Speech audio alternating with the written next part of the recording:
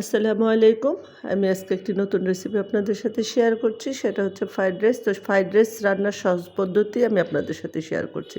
তো এখানে আমি বিভিন্ন প্রকারের সবজি নিয়েছি। প্রথমে নিয়েছি গাজর, বাঁধাকপি, ২ প্রকারের ক্যাপসিকাম ২ কালারের এবং নিয়েছিলাম এখানে পেঁয়াজকলি। তো এই সব উপকরণগুলো ভেজে নিয়েছি। তো এখন আস্তে আস্তে সসগুলো মিশানোর পালা। তো প্রথমে দিয়ে দিলাম এখানে oyster sauce, fish sauce, Maggi sauce আর সেই সাথে দিয়েছি টমেটো সস। আর পাশের চুলায় আমি চিংড়ি মাছ ভেজে নিচ্ছি। তো সবগুলো ভাজা হয়ে গিয়েছে। তো এখনই আমি দিয়ে দিচ্ছি কালো গোলমরিচের গুঁড়া।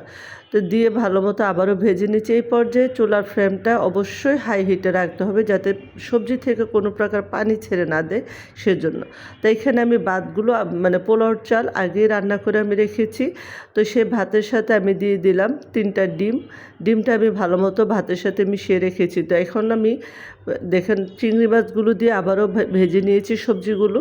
তো ভেজে এখন আমি ভাতটা মিশিয়ে দিচ্ছি।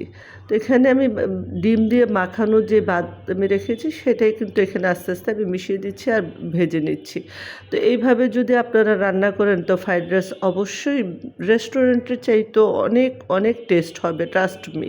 তো পাশের চুলায় আমি চিকেন ফ্রাই করছি ফ্রাইড রাইসের সাথে খাওয়ার জন্য। তো আমার এই ভিডিওগুলো যদি আপনাদের কাছে ভালো লেগে থাকে অবশ্যই লাইক, কমেন্ট, শেয়ার করে আমার পাশে থাকবেন। তো দেখুন হয়ে গেল আমার ফ্রাইড রাইসটা।